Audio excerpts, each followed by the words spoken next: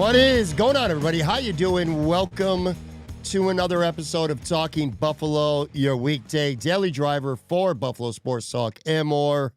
My name is Patrick Moran. Thank you so much for watching, for listening, however you are consuming this podcast. I do appreciate you. Big shout out to our sponsor for today's show, the Law Office of William Mattar. Heard in a car, call William Mattar, 444-4444. Call William Mattar today to get the compensation that you deserve. Hope y'all had a great New Year. This is our Friday podcast. On the video side, we're actually here live on a Thursday night, and after being gone for the last couple weeks, Joe from Queens returns. What's going on, man? How you doing? Hey, I'm living the dream. Was watching Stranger Things before we started this because my the missus was like, "Oh, we can watch and I'm like, "No, I got to do a podcast with Pat." She's like, "Wah!" And I wasn't thrilled either. And yeah, so this is just we're back from Buffalo, which, by the way, I did. I want the people to know what happened, because I'm sure you bullshitted them and lied as to what happened to me. You were like, "Oh, well, Joe had some family things going on," and that's not what happened. See, here's what happened real quick. So I know that, when I'm going home, we did this last year, I packed my podcast stuff.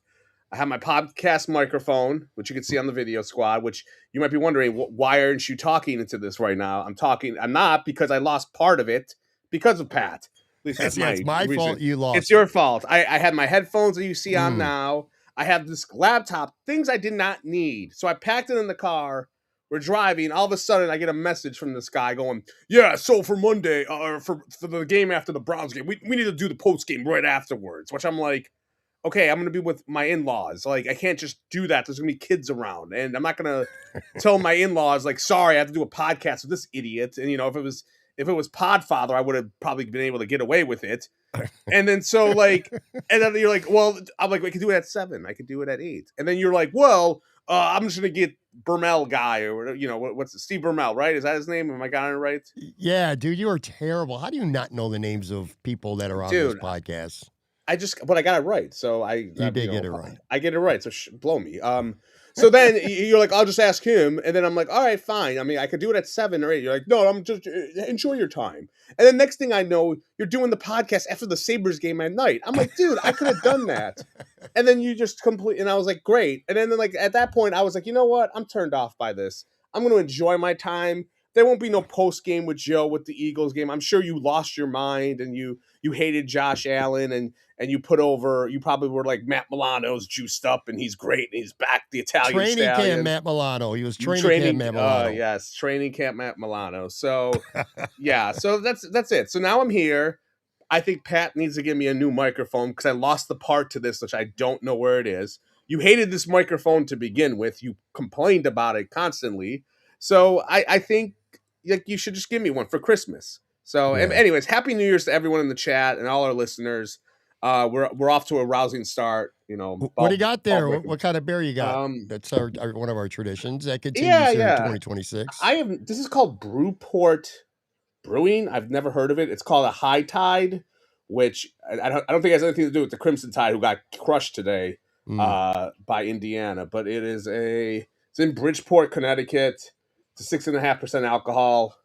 It's an IPA. I haven't tried it before. I'm not familiar with this brewery, so nice. I'm here. I mean, you didn't give me a rundown today. You didn't even advertise on Blue Cry.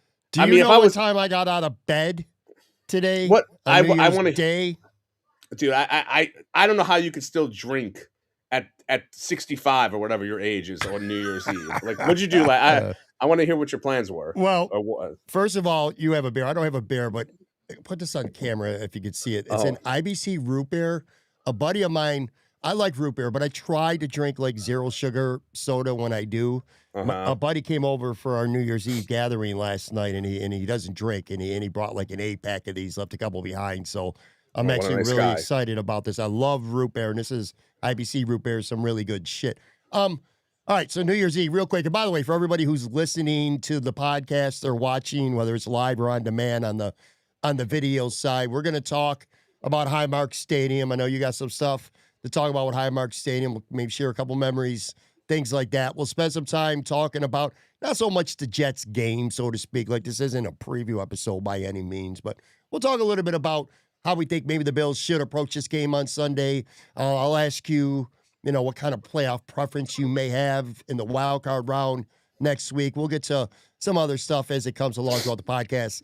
Shout out Buffalo Sabres, too. We'll put a little time there for the end. 10 in a row, man. That's really, really cool. And by the way, before I forget, Joe hasn't been on the show for the last 2 recaps. I do want to give props to Steve Bermel and PK from the Buffalo Sports Collective, man. They did an admirable job. They did a really good job filling in the past couple weeks. Those guys they're smart sports guys. I like talking to them. Hockey guys, too, especially Steve. That was funny when you said that because I ended up going back to the time I originally was going to do the show with you. That was the Cleveland game, I believe. But the Sabres were hot at the time. They had just made the GM change, so I kind of wanted to watch that game and then go live with Steve afterwards. But anyway, props to them. I know you don't notice, you don't listen, you don't give a shit. You barely even listen when you're on the show. Dude, I'm trying to be a good dad to my 2.5-year-old, and one of those things that's not being a good dad is listening to Pat Moran's podcast. Okay, like, that's sorry, fair. I have other things to do in my life. So with that being said, yes, but yeah, we got New Year's Eve. All right, so New Year's Eve yesterday, people are watching or listening to this. How much did you drink? January 2nd. Well, we had a house. First of all, we had a house gathering. I don't know what the weather was like back there. You drove home earlier in the week, so you got out of here in time. I mean, we had the wind, and that was awful in the cold. But Wednesday, we got pummeled with snow. At least here I did, certainly in West Seneca. The South Towns got hammered. I mean, we got more than a foot of snow in just a matter of 5 hours, maybe 6 hours. So we had a party at the house. It was something that we had planned. Probably half the people I got texts from, throughout the day, hey, the snow sucks. You were just going to stay at home. So it was a smaller gathering than I thought it was going to be, but it was still fun. It's always fun to ring in New Year's with friends. I definitely drank too much. Long story short, I went to bed. It was me and my buddy Mike from Imperial Pizza, manager there. It was just us two at the end of the night, and we were just doing shots. We were talking about a buddy who recently passed, and just, I don't know, just shooting the shit, talking Bills. 4:45, I think it was, when I went to bed, which is ridiculous. Wow. And I did not get up. Like, I got up a few times, but I did not get out of bed and get the day going on New Year's Day until about 5 p.m. So I basically have mailed this day in, but not hungover. Anyway, too old to be drinking that much, staying up that late and doing shots. But it was fun. Real quick before we get into the episode, what did you do for New Year's Eve? Want everybody out there, if you're watching the show, leave a comment in the section too, or listening, tweet at me or whatever. I want to know what you guys, how you rung in the New Year's. Go ahead. So down the street from me, there was an event for people with toddlers at a bar, or a bar restaurant, excuse me. And it was like it was a 90-minute like buffet style food there. They had like bubbles for kids, an entertainer who was singing songs for kids. And an hour in, they would do like the countdown, and then we'd all go Happy New Year. And this is at 1:00 in the afternoon because people with So with toddlers, you're not staying up to midnight. Like my wife's not, I'm not. Like F that. So we got home. That was it. So we did that. We got home at 2:30. Andy took a long nap. I went to bed. I fell asleep like at 10:30, and that's what happens. I mean, I don't know what you did when you had Shane in your. My apology, I don't know your daughter's name. Madison. Damn. Madison. That's a nice name. I'm sure you did nothing. You seemed like you were probably hungover, and you made your wife do everything, and you were just drunk and like got locked out of the house. But like when you have a toddler, you're getting up at 6:30, 7:00 in the morning, and I'm just and I'm not used. And I know like. I'm still like we're 2.5 years in, and prior to having a kid, I was never used to getting up early, ever. Like, ever. Every job I've had, it's been like a 10 o'clock start. With an occasional, maybe you have to do something early for whatever reason. It's always been like sleep in, kind of, and now it's just gone. And you get used to it. I was a shitty parent, though. You were my terrible. wife. Well, I'm telling you, even for New Year's Eve, pawned off to grandma every year. Like, we partied every New Year's Eve. I can't remember when the kids were little kids. I don't think I remember a single year of staying home with them because, again, like I said, awful freaking awful parents. But Well, that's what happens. You're young. I mean, I can understand it. I mean, because you guys were in like your 20s, right, when you had your kids. Yeah, I Yeah, was getting yeah. yeah. I mean, I know the 70s were fun when you were in your 20s, but like, I would be the same way. Like, I probably would be like, hey, I want to go out, but like, I'm 45. I'm going to be 46 in a couple weeks. Like at that point, I'm not like you. I can't burn the midnight oil like you, but you have your kids are like, they're old now. Oh So yeah, they're adult yeah, ass kids. Now sure, literally my 23-year-old he does live there at home. yeah, Not happy with it. He's not happy with me and forced him to go out there and snow blow. Again, there was a lot of freaking snow. Western New York, I don't know where everybody who's listening to the show where you guys live, but we got hammered with snow. Fortunately, it wasn't really windy or it could have been really bad, but it was enough to have a lot of people kind of alter their plans for New Year. So that sucked. But anyway, all in all, it yeah. was fun. Big news this week. Let's get into some things here. Obviously, the final regular season game, almost certainly the final game ever at Highmark Stadium. I kind of, if I'm being honest with everybody, and I want to get your thoughts here too. I'm kind of conflicted a little bit when it comes to Highmark Stadium. It's kind of, for me personally, all right, and this is only me personally, it's kind of like pets. Like, I don't really get emotional attachment to pets, but I totally understand why people do. You know Sure. what I mean? And it's like the memories. I get all that, man. Memories for people, the relationships that have been made there, the bonds, family members, people maybe, you went to the game with your mom or your dad or a brother or family member who's not around anymore, things like that. But like, I don't know. I don't know if you agree with me. Like, the process isn't really changing. Like, the tailgates ain't going to change. You're still going to be in the lot. You're still going to be wearing your Bills stuff. You're going to do what you did.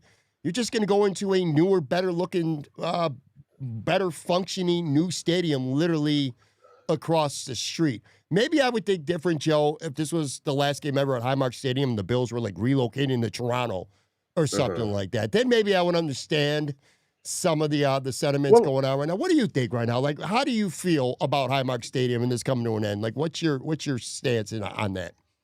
I understand what you're saying, but I also think you don't go to games. And I feel like if you don't go to games, Right. what exactly is the nostalgia there? If you're not Agreed. going And to I got a games, fun like fact for there's you. I'll get to it in a few, but I do got a fun fact with me oh, about I'm that sure. stadium. Your mind Yeah. will be blown. But go ahead. Go Yeah, ahead. but I'll like say that. if you're not going to games, I don't really get the connection. Like, if you're Sure. not going. Now, if you're going and you got seasons and you've been there since 1972 or your dad brought you there and all that, I can understand that a little Mm-hmm. bit. But I get what you're saying. Like, you're moving across the street.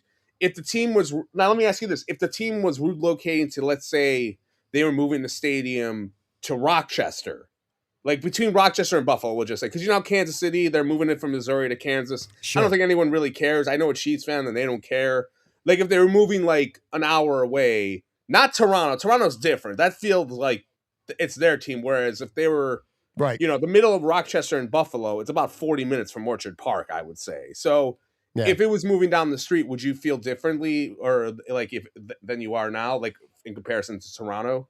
Let me say this real quick. Orville 716 said, "Honest question: when was the last game that Pandering Pat?" By the way, thank you for having that nickname get enough traction that people call me Pandering Pat all the time. Anyway, it's a great question, Orville. I'm going to answer that in just a second. I think your mind will be blown. But to Joe's point, yes, I do think I would feel different because you would have to be going to another entire area to go to the game. I think I might even Hmm. feel that way. Say if it went from Orchard Park to Clarence, you know what I mean, like the Hmm. North Towns, like out where you stay. Maybe I probably would even feel different about that. But I feel like the fact that whatever it is that your tradition is for tailgating, like whatever lot you party at, wherever this area is that you party, that's not really changing much, if at all. Sure. You're just going across the street. So maybe for me, that's why I don't quite get the sentiment. But you're right. And let me answer that question.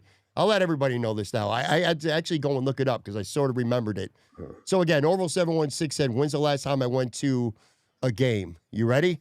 The Go ahead. last full game that I went to where I went in the stadium, sat in the stands, and watched the entire game as a fan. I got to point that out, as a fan. The home opener in 1998. Wow. And that was against the Rams, right? Yes, Rob Yeah. Johnson, quarterback, Tony Buffalo Banks. Bills. Eighth. Yep. How the hell do you know that Dude, I shit? have the best memory. You Like, really look. do, and I have the worst. You're 100% right. They played Yeah. the Rams. I remember that game. I could tell you, I mean, if you 34-33. Tony Banks scored at the end of the game. I only remember this because I had to look it up. But what I do remember is doing shots of Crown with chocolate milk as a chaser at like 10. I know.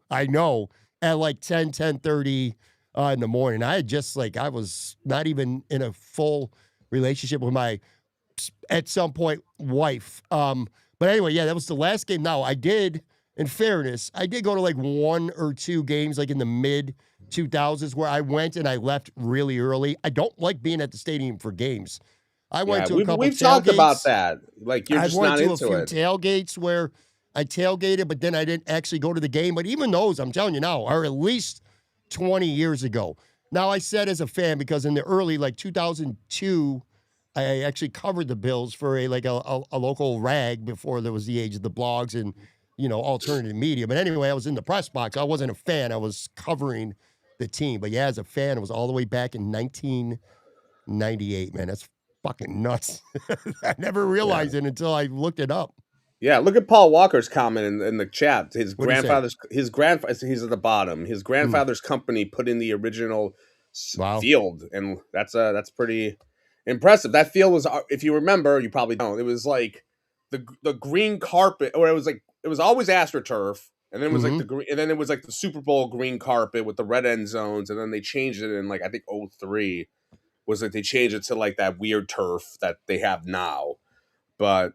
Yeah, I have like a lot of, it's weird. So I added this up, and I actually think this is a pretty good number in terms of being the Bills games. Like, look, my whole life, I'm 45. I was born in 80. The first Bills game I ever went to was the 1990, the first Super Bowl year. My first game is me and my sister.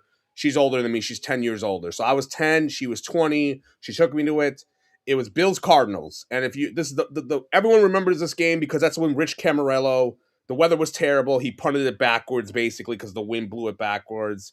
And there's like an iconic shot of him in the end zone. And it's like he's in a storm, he's at the wall with the Night Watchers or whatever from Game of Thrones. I don't know if you remember that moment at all. You probably don't. Not really. But yeah, well, that was the first game I went to, and I've been to 29 home games. Wow, I counted really? that. That's a lot for somebody who hasn't lived in Buffalo in a long time. That's a lot. Yeah. I was living there until 2002, then moved to New York, and I've had weird, the Super Bowl era. I think I went to like 7 or 8 games, like home games. I went to one in 90, or 2 in 9. I went to the best game I probably ever went to that was important was I went to the Bills playoff game against the Dolphins in 90, where the Snow Bowl, 34-44, like probably one of the funnest, best games you can watch in the playoffs. I remember that. Yes, everyone remembers that. It was a big rivalry. Oh, no, never mind. I was going to say a point in that game, but I was wrong, so I'm not even going to say it, but yeah. Yeah, so that was I went there. It was the weirdest thing. I went there. The weather was terrible. My parents owned a pizzeria, and they had the delivery guy and his girlfriend take me to the game. They basically were like, "Here's tickets, take our son," because they were they had to make pizza. So they're like, "Hey, have the delivery guy do it." So it's great. So I just remember I went to that game, and I'll always remember where I was I was in the end zone looking down, and I remember it was right after it was before in the regular season Jim Kelly got hurt. If you remember that, he got hurt against the Giants. Frank Reich came in, won the game against Miami. Kelly comes back. I remember he comes on the field and he's at the sidelines and he's and he starts doing a jog to show his leg was fine. And I just remember seeing Thurman. He makes this iconic one-handed catch that if you ever watch Thurman highlights from NFL films, I'll always show that. And that game was awesome. And I remember we also brought signs. And that was a time when signs were really big. I mean, they still are, but they would have contests. Channel 7 had a contest where you would have to go there with your sign and they would judge. And if you won something. When we didn't win anything. I saw who won. It was some guy with an exotic, giant sign. It took him probably 24 hours to make. But, those are the games I went to. I went a lot in the 90s.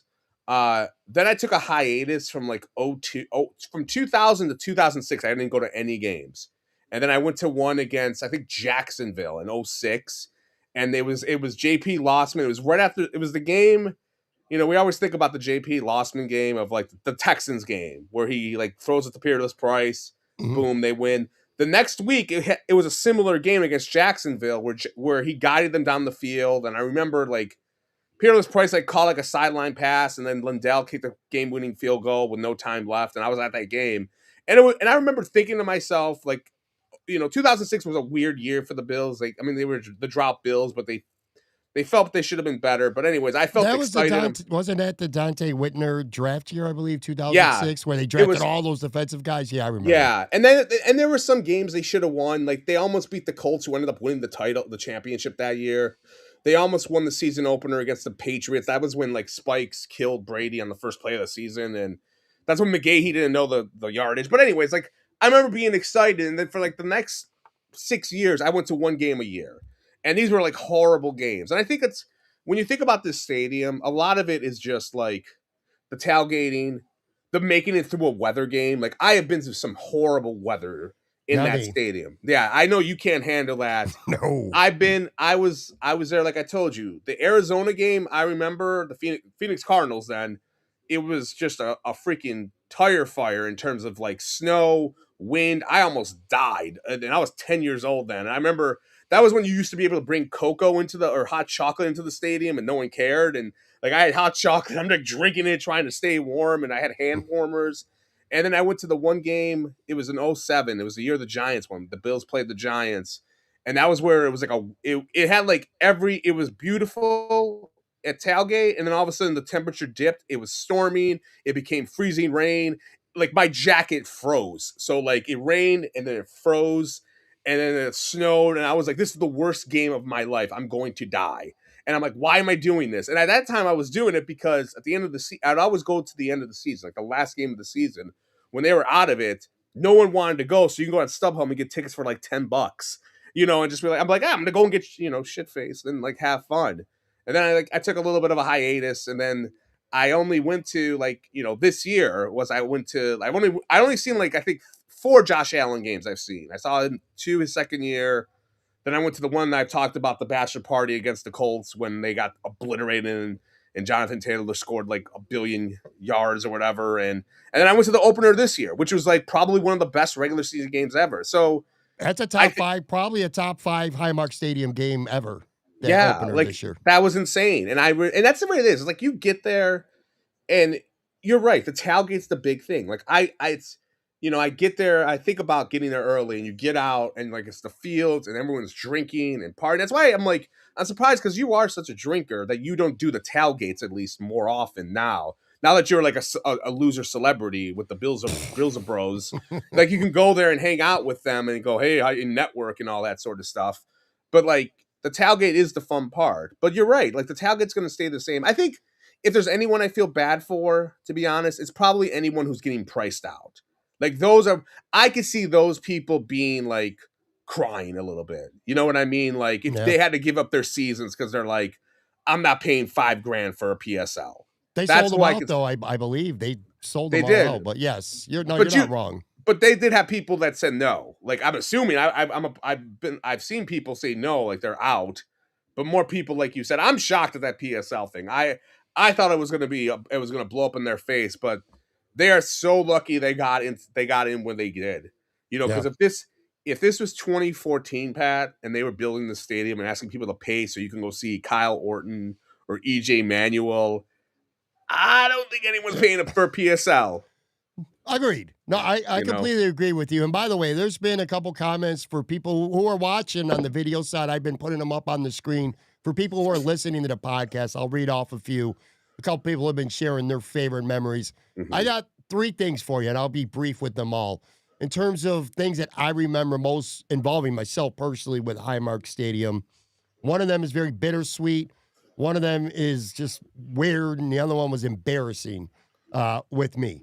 The one that is always going to be probably the most bittersweet Bills memory I just have of all time is going back to the Bills' 51-3 win over the Raiders. I had a ticket for that game, and I gave it to a friend because I've said this before on the show, but anyways, this is the right time to talk about it, I guess, because the stadium's closing.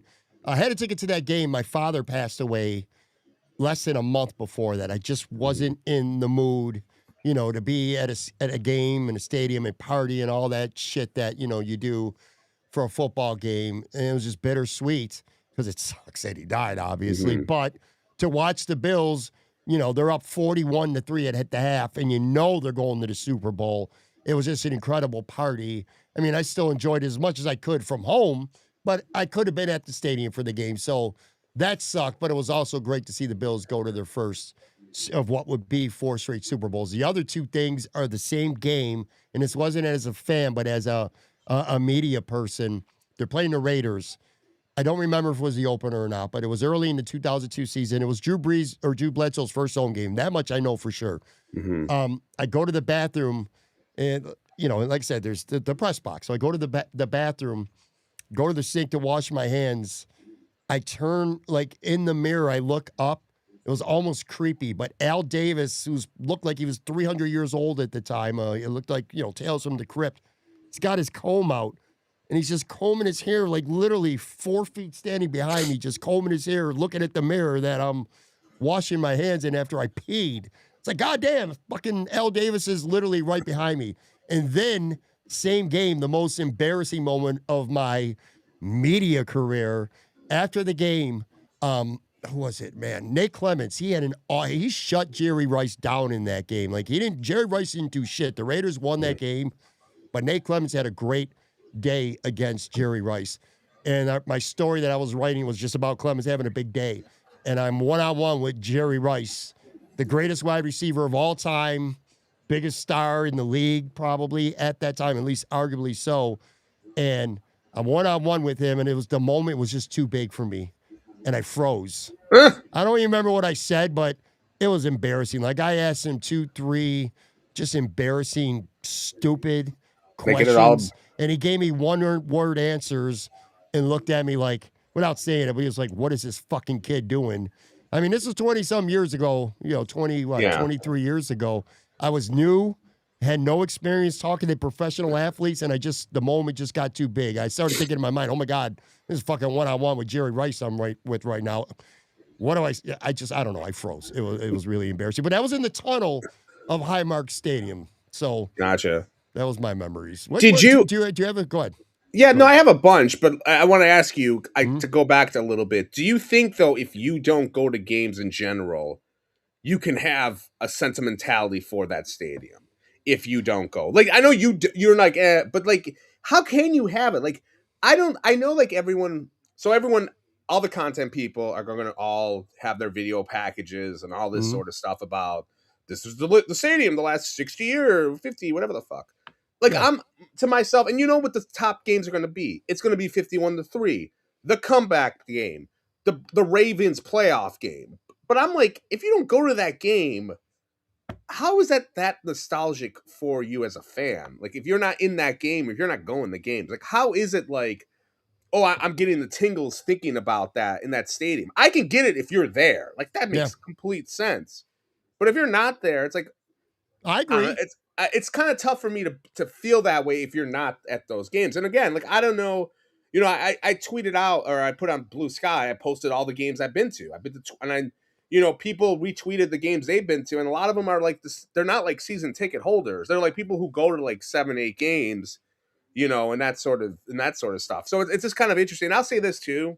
I couldn't agree with you more, by the way, just so we're clear. I don't go to games. I don't really have that perspective to offer, but I enjoy listening to people. I don't mock people who care. I completely understand. I enjoy listening to some of people's, favorite tailgates and stories and stuff. It's just not for me. Yeah. I'll say this too. A couple of stories that kind of come to mind, in terms of where I've been. So my favorite, the most games I went to in 1 year was the 93 season. That was the last, that was the last year of the Super Bowls. I went to 3 games that year. I went to, and this I call 93 was the revenge tour, because the Bills played Dallas, they played Washington, they played the Giants that year. And they went 3-0 in those games. I went to the Giants game. It was a Sunday night game. I went to the Washington game. It was a Monday night game. I went to the Houston game. and that was a Monday night game as well. So I went to all these primetime games at 13. I was 13, or no, yeah, I was 13 years old. Went to all those primetime games. I'll always remember the first loss I ever went to was the Raiders game, which the Bills played them in the playoffs, but I went to the regular season one and they lost in that game. I also the best game I went to, aside from like the drought, the opener this year, which was the best game I went to, the low key, the Titans Bills home opener in 2000 I went to, and that was right after Music City Miracle. And I will always remember like that. The atmosphere at that stadium was electric. Like it was revenge. Like we have to kill the Titans because of home run throwback. And I always remember Reuben Brown coming out of that tunnel. And look, I don't care what anyone says. Like I have to be in my seats for entrances. Like I love the pageantry. I got to see the fireworks. I love individual names coming out. And I always remember Reuben Brown comes out. And I swear to you, he does like the William Wallace, takes his helmet and like swings it like over the fireworks, like 10 yards down the field while he's doing his entrance when they call him out. And I remember me and my friend, like the back of the hairs on the back of my neck were like standing up. And I was like, I want to kill anyone from Nashville right now. And that was a great game. The Bills won that game. Like they had Rob Johnson start. He got hurt, shocking. And Van Pelt like delivered like a key pass to Eric Moulds in that game, which was super weird. But, you know, that was a great game. In terms of tailgating stories, like I drank out of Pinto Kenny's bowling ball once. Hold on, before you save the Pinto Rod, did you really? Save that story. We're going to, on the video side, we're going to take literally a 5-second break, come back. Sure. I'm actually interested in hearing that story. Plenty more Highmark Stadium and Bills talk right after this real quick break.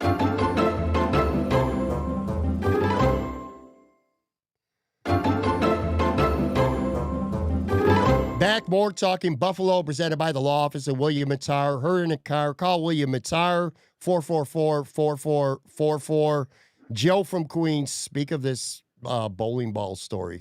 I'm it was the first time I drank out of his bowling ball. I believe it might have been 2019. It was one of the openers. I was in Hammerlot. It might have been against the Bengals.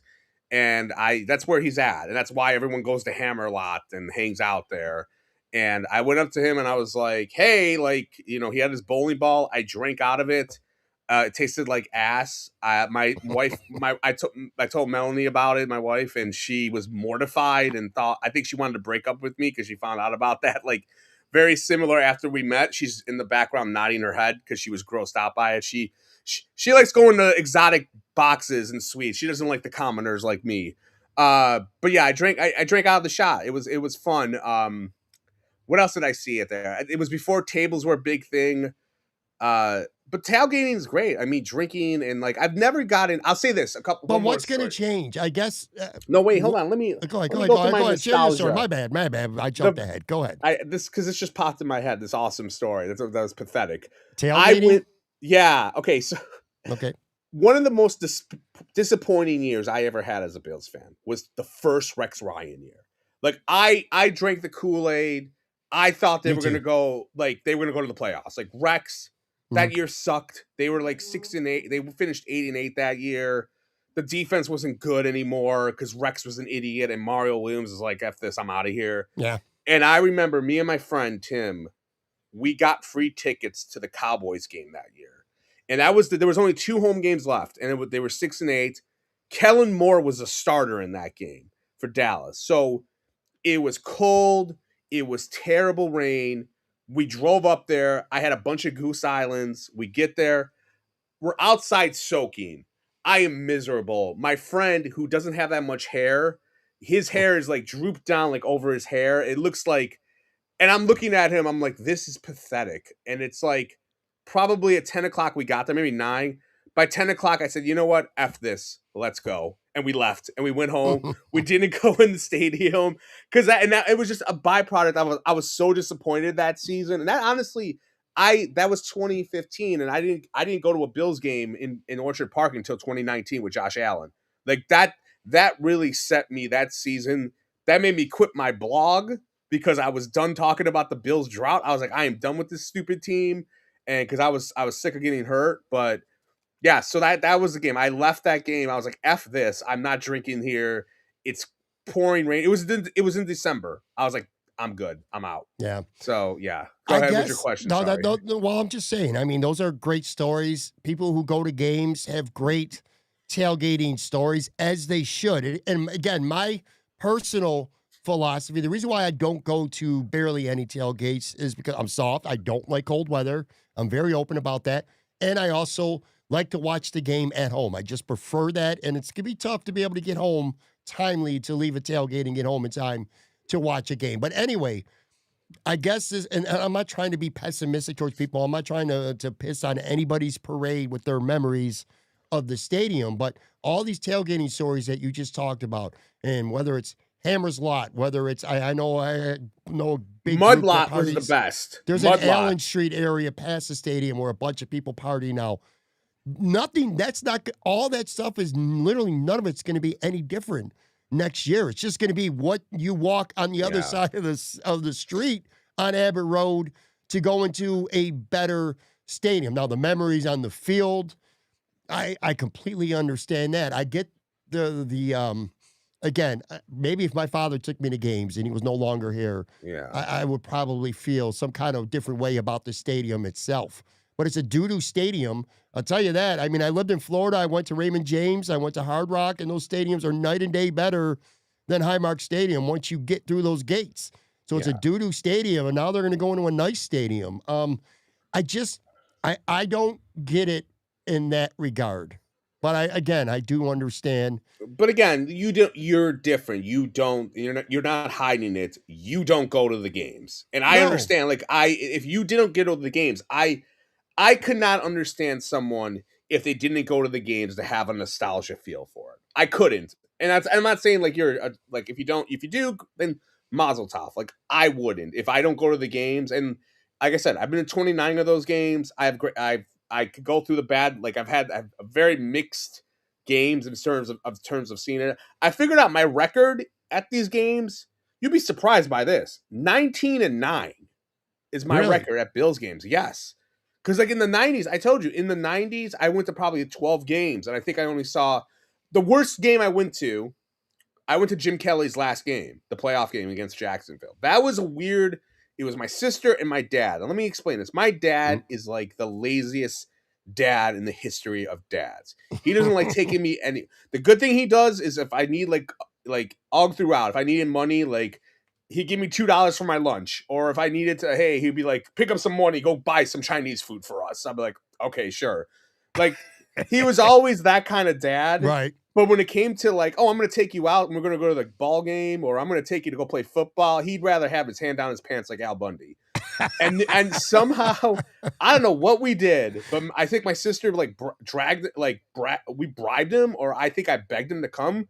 We went to the Bills-Jags game, the playoff game. And two things I remember in that game. One, I had fried bologna for the first time. It was awesome. I don't know if you ever had fried bologna before, but it tasted great. I have. It's good. I don't know. Now, I haven't had it since then, and I was like 15, 16 then, so my palate has probably changed. I probably would throw up on fried bologna, but I went to that game, and then that was obviously Kelly's last game. My dad, he watches the Bills, but he thinks everything is fixed. He thinks the politics are fixed. Sure. He thinks he is one of those, like, it's fixed. He missed the kick on purpose. And again, my dad's from Italy, so he thinks soccer's fixed. He thinks everything's fixed. And then he has a thick Italian accent, so he'll be like, it was fixed. They didn't get the points. He's like, Jim Kelly failed. And I'm like, okay, you're crazy. Shut up. And then, like, we saw his last game, and that was obviously, I remember just being like, that was like one of the biggest upsets in playoff history for the Bills, because no one thought Jacksonville was going to beat Buffalo. And that was like the lowest point of me going to a game, was seeing that game, because that was it. You can make the case for the 90s Bills when they died. Like, you can say it was Music City Miracle, you could say it was the Super Bowl 28. That Jacksonville game was definitely one of those, because Kelly retired after that, and they weren't the same. Joe's dad should have his own podcast. Dude, if Alex, he would get thrown off the air, because he would say some terrible shit that's like probably borderline racist, or what I'm saying. It would be racist. And I would have to, like, he likes soccer, but he hates soccer. He's cursed. Like, if if you listen to him, you'll understand his anger. You'll understand my anger more. Like, oh, he gets it from his dad. But I don't say it's fixed. Like my dad, like I said, he thinks everything is fixed.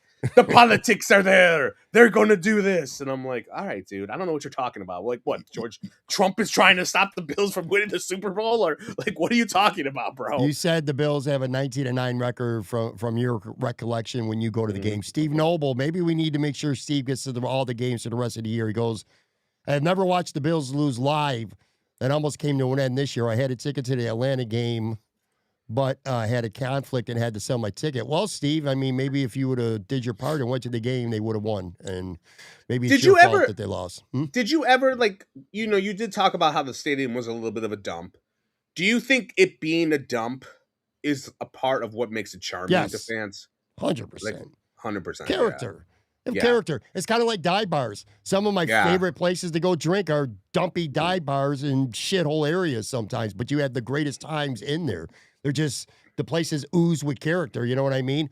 I've said this a million times. I personally don't do the tailgating thing nearly as much as I should, and I never go to the games, but I respect the process of people who do tailgate in Buffalo. And I'll say this as somebody who lived in Florida, and I went to a couple Miami games when the Bills went to Miami, and the tailgates it's night and day. It's literally night and day. I also went to a couple Tampa Bay Buccaneer games when Damone Harris, who's from Buffalo, played there. He would get us tickets, and my wife and my son and I, and we'd go to the games, even if they weren't playing the Bills. In fact, they never played the Bills there, but just whoever they were playing. The tailgates were boring. Bills tailgates are never boring, and you don't even need to go on them. You can watch the 10 million videos now on social media. I guess that's where I keep arriving at, though. Like next year, next September and October, I am literally going to see the same kind of tailgating videos that we see right now and we've seen for the last 10 years. People going through tables and all this stuff. They're just going to walk into a new stadium. Yeah. I would say one of my bigger regrets was I never went to the Bill. I only went to one Bills game while I was in college in Buffalo, because I was in college from 98 to 2002. And I don't know why it never like crossed my mind, like, oh, go get season tickets. Like you're going to school or college, go drink there. I never did that because I never drank. I never drank at the tailgate. I mean, obviously I was underage, but I think my first ever tailgate, like I drank at a Bills game, was 2006. It had to be. I don't think I had a fake ID. I didn't have the balls to get a fake ID in 2000 when I was 20 to go buy some beer in the stands. But I can't connect to people to your points. So you can relate to people. Like I've seen a lot, and I'm not talking one or two. I'm talking like 6, 7, maybe more, like media people who've been pretty open talking about how they're going to have a lot of emotions when they're in that stadium, when they're in that tunnel, when the game ends. I don't know about media people. That's a little weird, but okay. I mean, I know like half the Bills bro beat are fans and they just lie about that, but I don't. No, I mean, no. Especially if you're a media, you're gonna go next door for free. So are fans. I get it. Not for free. I think if you had gone there all the time and you had seasons as a fan, I can understand you having some emotions. I would probably have it too. Now, if I only go to one game every 4 years, I'm not going to really get that. If you're someone who is losing your season tickets because you can't afford it, that would suck. Like I would be emotional. Like, and there have to be those people out there. I mean, I know they sold out the PSLs, but there are people who couldn't afford it. So that's probably going to be a kicker. But yeah, I don't know. I haven't. Because of family and me being, I know you got an IV to Twitter. I don't. I'm sure you'll send me some. If there's a Bills beat bro gonna start crying as he signs off from the stadium on Sunday, I'm gonna write a letter to the fucking newsletter and say that person needs Prozac or something. But Jesus, I'm sorry if you're a media person and you're doing that. I'm sorry, you shouldn't be doing that. If you're a fan, fine, I get it. Like you're there. Well, you have seasons, but if you're a media person, it's a little weird. Man, some people, you come of age there. That's where you first started working. But I get but it. You're going across the street. Well, that's how I feel about fans. But again, the fans I think are more invested. Like you're there in like. I just don't have the emotional attachment that others do, and I understand. Again, I'm not criticizing. I understand those who do. Again. Yeah, I'm not. A best friend of mine who was deceased used to sit next to me at the games. Mm-hmm. I probably would have a completely different mindset. I Anyway, know. let me go ahead. And you talked about like your dad taking, like if your dad took you, you probably would have that feeling. And maybe, Probably. yeah, and maybe like look, you and I are just we're giving our truth to this, which is I've gone to 29 games, you've gone to like 4. And like I don't expect you to shed a tear for like the that Tony Banks Rob Johnson game, 34-33. But you know what? To close this part out, actually, I do want to read a couple comments or people their best memories. But what I will say is this: maybe I'm looking at it wrong because I haven't been there, and it's just not what I do. But like, say a high school, like I went to Lafayette High School on the west side of Buffalo. And I have because I went there. It wasn't the nicest school, and the most modern looking school, but I had an emotional attachment to it. So now when I go back there and visit, I get the feels. Or now that I don't go there anymore, and that it might get closed down, or the building might come down, and they build a new school, I'm gonna have that emotional attachment to it where I just don't have it with the stadium. And I completely understand people that do. Let me read a couple quick comments from the Peanut Gallery here about their memories. Alex Barber said, the last game I went to was October 22nd against the Steelers. Allen threw for over 400 yards, and I was right behind the end zone up 5 rows. I saw the longest touchdown in the Ralph history, the 98-yarder to Gabe Davis. That's really cool, man. I remember that game. Paul Walker. I've been kicked out of a few games over the years for various reasons in my younger years. Even those are great memories. I don't know personally, by the way, real quick, Joe, do you know of anyone personally that's ever been ejected from a game? I don't personally know. Were you? I'll tell you the story. No, I was not. My friend Ron, who a groomsman, he's got seasons. He's going into the new stadium. We were at Bills Titans 2006. This was Vince Young versus JP Lossman. I actually tweeted about it because someone had a highlight the other day. You're not going to remember this, but in this game, Lee Evans, the Bills were up 29-20. And if the Bills won, if they win the next week against Baltimore, they're in the playoffs, which is kind of crazy. So they're up by 9 points or 6 points. They threw this awesome play where like Lossman does a freaking wide receiver screen to Evans. Evans throws it to the end zone. They're in the red zone. Robert Royal catches it.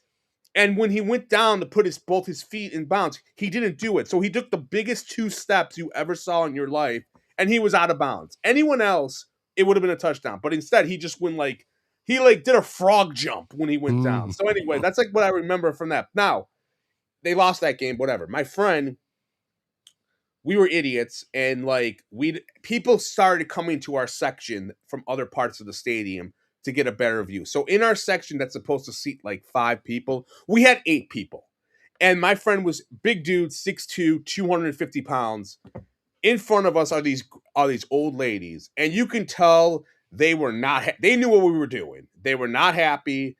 And they kept turning around, giving us the stink eye. And then and I was trying to be like kind of joking, like, it's okay, we're having fun. And my friend went over to try to sit in the section with us, and he fell on them.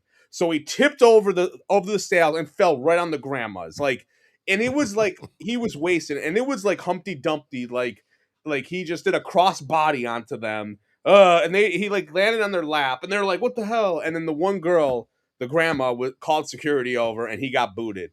And he ended up trying to walk home to Clarence. That's where he lived. And then me and his sister had to go find him after the game, because he was wasted, and he called us. Like, I'm walking home. I'm in Southwest or somewhere, and we had to find him. So yeah, he was ejected, but he has seasons, so that worked out for him. But yeah, don't fall on Grandma. Grandma got ran over by my friend. The story. Yeah, don't fall. Let me get to one more. Steve Noble said, I have not been to the stadium in the J8-17 era. I saw him play live versus the Titans in 2019, 14-7 final. Titans kicker missed 4 field goals. Jordan Phillips had 3 sacks. Duke Williams with the winning catch. Man, you guys have just so much better memories than I do. Yeah, I don't know. I remember that game. That Duke Williams caught the touchdown. It was that 2019 team was scrappy. They had a great defense, but the offense wasn't good. And I kind of remember just wanting to kill the Allen stands, who were annoying because he wasn't that good then. Then it became amazing. So hey. Yeah, I'm not. Captain America said, "Yeah, I'm not from Buffalo, but I grew up going to Shea Stadium from the Mets. We were excited when Shea got torn down. The City Field was erected. Mets fans never discussed Shea. That's just about how trash it was." Yeah, I mean, and I was living here when they switched stadiums to City Field, and I didn't really get the nostalgia of Mets fan Tooch, be like, we're gonna miss Shea. Go ahead. our boy Tooch wants SummerSlam at the If they had new it done. stadium. I The will say, only I have been in that stadium recently. I did go a couple years ago. Garth Brooks came to Buffalo, and I went to that concert, which, by the way, that was an incredible fucking concert, and I'm not even a big oh country god. guy. But I did anyway, go there. I did go there as a Channel 2 intern once in 2001 to cover the high school sports when they go to the stadium. I did not see Sal Capaccio there like he tweeted like he was at when that he played. That was 2001, and I think he was long gone by there. But I was an intern, and I was on the field logging the highlights while like looking at the time code on my watch, and it was freezing, and I was like, "This sucks." And I was watching a high schooler. It was like a 10-7 game final. I was like, "Someone kill me." Mike Anyways. Carlisto says I was ejected once for drinking liquor someone smuggled into Oh the yes. stadium. Let's do this. That's a I'm gonna good take one. one more quick 5-second break on the video side. Come back. Let's actually talk a little bit about the Bills. I mean, there is a game there to be played on Sunday. Maybe some ramifications from it or not, but we'll talk about them going into the playoffs.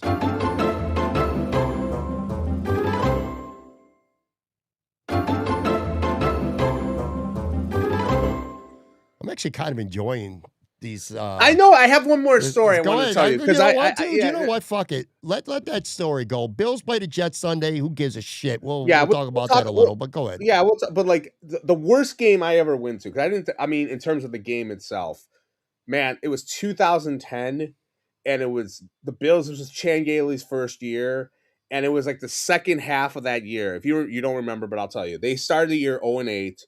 They were terrible. Everyone thought they were tanking for Cam Newton or Darius or whoever, and then all of a sudden they go 4-4 down the stretch, and they get those momentum like the Stevie Johnson 3-touchdown game against the Bengals. They have I remember momentum. that game. Yeah, that one you remember. I wasn't at that game, but you remember that game. So they had like that classic momentum where it's like, oh, they're losing admirably. Like they're scoring points. They go against New England, and that's after Randy Moss got traded and he's gone. And I saw that game. They lost 35-3. And that was a game where we saw bad Fitz, where Fitz had like 5 turnovers. He had like 2 fumbles. People forget about bad Fitz. Bad Fitz Yeah, was really bad Fitz was bad. And that was like the worst game I went to. Obviously the Colts game I talked to you about the that was my bachelor party. I'm messed up and I'm getting soaked on, and we missed the opening kickoff because I was too busy trying to get trashed in the camper we had. And then when I sit in the stadium, the Colts are already up 7-0, and then I think it was like 41-17. Like that was like a terrible game. I don't know how, like the Carson Wentz 2-0 against Josh Allen. Like what the F? Like no, the most random weird stat of all time, but he's 2-0. That was a terrible game. And then I'm trying to think what else was a really bad game that I went to. I saw the funniest throw up story I had was we went to the Bills Dolphins game in 2013. Thad Lewis against Ryan Tannehill. Remember Thad Lewis? I like Thad Lewis. I thought he was an okay backup, but alas, in that game, my friend Tim, who was Irish, and maybe I'm wrong, and you tell me because you're Irish. I don't think Irish people can drink wine very well. Am I wrong in that regard? I don't know because I don't know any Irish people that drink wine. Okay, to be honest with you. Anytime he drinks, so my dad makes homemade wine, and anytime my friend has drank this homemade wine, he has gotten stupid. Like, and all I know was we're tailgating in the stadium. It's me, his girlfriend. We go to the stadium. He's in the seat, like it's soaking wet, and he is completely passed out like this. And next thing I know, he grabs his beer cup and he goes, "Ugh," and he throws up in his beer cup and he puts it on the thing, and I'm like dying. And I'm a dick, so I'm taking selfies with him, like, haha, look at this guy passed out. And yeah, he was wasted. I think he barfed in 2 cups. It was hilarious. Anyways, I mean, those were and the one other game I saw, I had a thing where I was going to a bunch of openers. I went to EJ Manuel, Doug Marone's first game. Do you remember what that was? Can you guess who they played in their opener 2013? No, of course not. No, of course not. The Patriots. And that was a game where they kept it close. And I don't know if you remember, like that. Denoris Cersei returned a touchdown. The safety, he returned a touchdown like 70 yards. Stevie Johnson dropped a pass where like they were trying to milk clock and the Bills were up, and he dropped a pass that would have gotten 30 yards. He dropped it. and then the Patriots scored and they got a field goal at the end and they won. So yeah, that was a shitty game to go to, and I think I'm 0-3 against the. The last thing, I went to the 2008 finale, Bills Patriots again. That was the windstorm game where the goalpost got moved. Do you remember that game? No. It was 13. 2008? It was 13. Yeah, 13-0 it was Matt Castle punted in that game. And on like 3rd and 7, he punted. And like in that game, the thing I remember was the wind was horrible. I almost died. I was like, this is the worst fucking wind game I ever went to. It was like 70 miles per hour, and the goalposts moved. You see the comment in the live? He lets an answer for a touchdown. I don't remember. Was I in that game? I thought that was at MetLife. Am I wrong with the Mac? You know what? You're right, because he actually, Captain America said in the comments before that this game was ever was at MetLife, the one where Anthony Lynn coached because Rex got fired. Yeah, the New England game with the windstorm. Yeah, I'll always remember. So you've seen this 100 times before. The Bills are driving down the field. They're trying to get a field goal. Okay. So what happens when you're trying to get a field goal? You got no timeouts. You rush to the field goal kicking team onto the field. I remember there's like 15 seconds left. They're doing it. Duke Preston. Remember Duke Preston, the guard, center? He still works in the NFL, by the way. I don't know if he still does, but I know he was on the Tampa Bay staff. But yeah, I do remember him. 3rd round pick out of Duke. He gets in the shoving match with 3 Patriot players, and they're shoving each other, but they're not stopping the clock. So everyone's like waiting for this idiot to get lined up, and instead he's shoving the Patriots player, and the time runs out. They don't get the field goal off because he was too busy. It was as if the Patriots told the players, hey, go pick a fight with this idiot, and they're not going to stop the clock. And that's what happened. It was just embarrassing. So that was like the worst game. That was a terrible game, but they lost like 13-0. I went to that. Yeah, that's it. So yeah, that's my list. I could probably go on and tell you more. I saw Johnny Manziel get killed by Kyle Williams. Oh yeah, I remember that. Let me ask you this, kind of a semi transition. Well, we're still talking about the stadium. So this Sunday, Bills fans know that every home game somebody leads the charge. They come out, they get the fans fired up. I put up something on Twitter earlier this week, and holy shit, we had some fun. And a gazillion responses. I asked who should lead the charge, and then I kind of quote tweeted myself the next day and said wrong answers only, and got some incredible ones. But anyway, Thurman Thomas and Steve Tasker, the Bills announced on Thursday, are going to be leading the charge. How do you feel about that in the last game? I will tell you this, not to spoil anything. I think it's kind of out there anyway. I've heard there's going to be a bunch of alumni that are on the field. Thurman and Tasker might be the 2 guys who have the microphone in their hand, where else would you rather be thing. But I know like John Fina is going to be in town. He is in town. There's a lot of alumni that are going to be there on the field. But it looks like it's going to be Tasker and it's going to be Thurman. What do you think about that? There were a million people who were saying either Marv Levy or Mary Wilson. He's 100 years old, man. He can't be traveling to Buffalo in this weather, man. No offense to Mary Wilson. Look, I could spend an hour on Ralph Wilson and like how he gave me agita for years. So I mean, no, I'm good on Ralph's widow. Like, sorry, like she can be there, fine, but no, we're not leading this. Marv should have been, but you're like he's 100 years old. He's gonna get blown away by fucking wind. But no, Tasker and Thomas seems fine. Even though Tasker's kind of it's a little lazy with Tasker because it's like, dude, he works for the team. He's on the radio 100 times. If you would ask me what I would do. It's fine. I am asking you what you would do.